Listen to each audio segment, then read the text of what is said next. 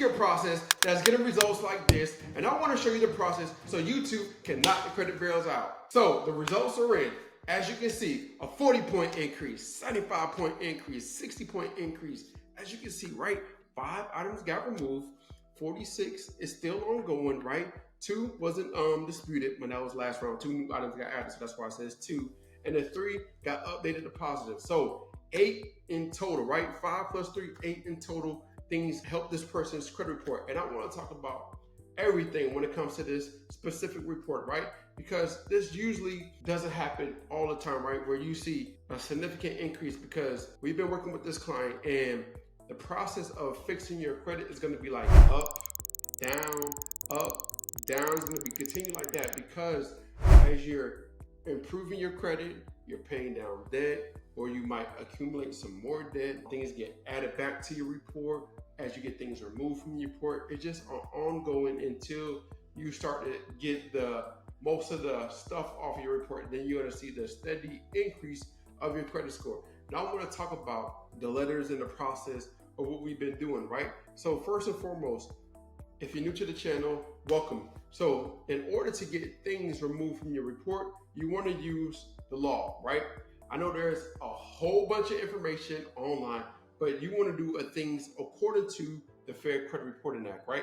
15 USC 1681, as you can see right here. And to get more specific, what you want to do is 15 USC 1681, and you want to go to the subchapter, right? Now, for all my people that been rocking, they should already know, and I appreciate you for continuing rocking with me. But 15 USC 1681, and this is the subchapters, and these are all the breakdowns of what you want to do. Now, I'm not a lawyer. I'm just here to show you your rights, right? So these are your rights, and you can use your rights to help you fix your credit. Yes, you owe the money. We're not talking about you owe the money.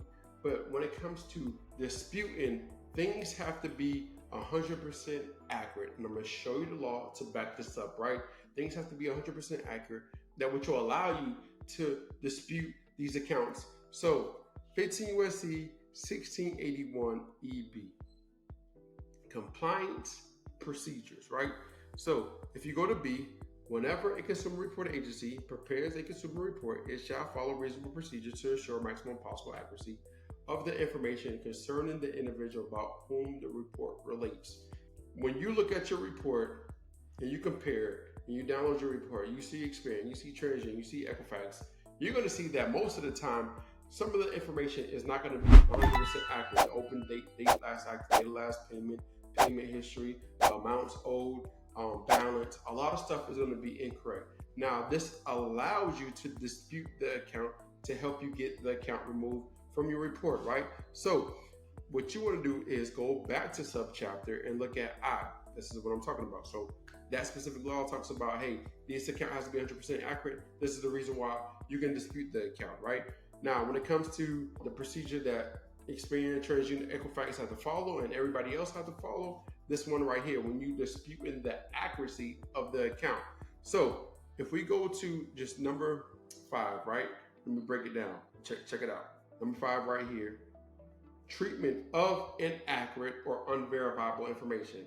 So if after any reinvestigation under paragraph 1 of any information disputed by a consumer, which is you, an item of the information is found to be inaccurate or incomplete or cannot be verified, the consumer reporting agency, which is Experian, TransUnion, Equifax, shall promptly delete the item of information from the file of the consumer, or, this is what they're supposed to do, modify that information as appropriate based on the results of their reinvestigation. And what else are they supposed to do? Notify the furnisher of the information that the information has been modified or deleted from the consumer's file, right?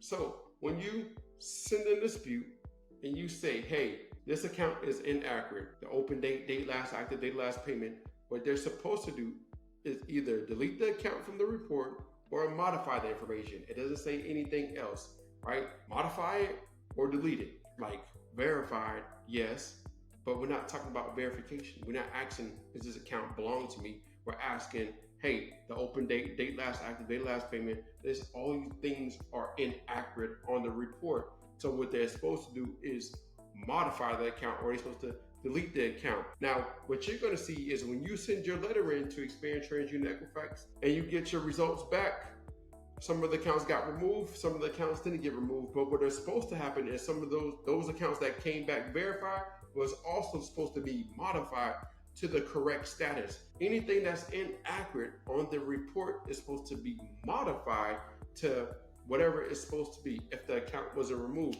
And when you compare your reports, you're going to see that they didn't modify nothing, they didn't fix nothing, they didn't do nothing. So that allows you to leverage the next specific law to help you get the account removed from your report. Now, let me show you an example of the letter that we use to help get this client's report off. So as you can see, right, you'll have your name, right? You have your name, you have your address, you'll have which credit bureau you're talking to, you have the date, right? But right here, really specific, right? Because we already sent the letter in.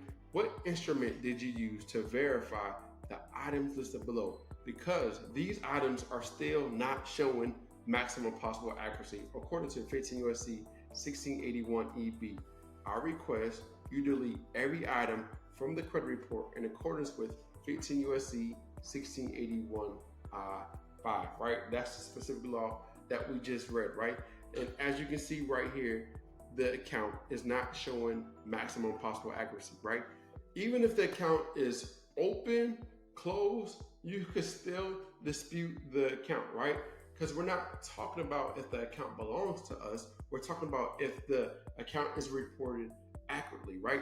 You're going to see when you have your report, you're going to see that, hey, the open date last active, date of last payment, balance, payment history, a lot of stuff is going to be inaccurate, which will allow you to get the account removed from your report. Delete account immediately for violation of 15 U.S.C. 1681 EB, right? So this is the specific instruction I gave TransUnion Equifax for them, right? Hey, delete this account because you violated this specific law, right? And that's what we have a screenshot of everything. We show the inconsistency of this specific account, and then we say, hey, delete this account immediately. We're not asking to modify the account because we really want to get the account removed from your report.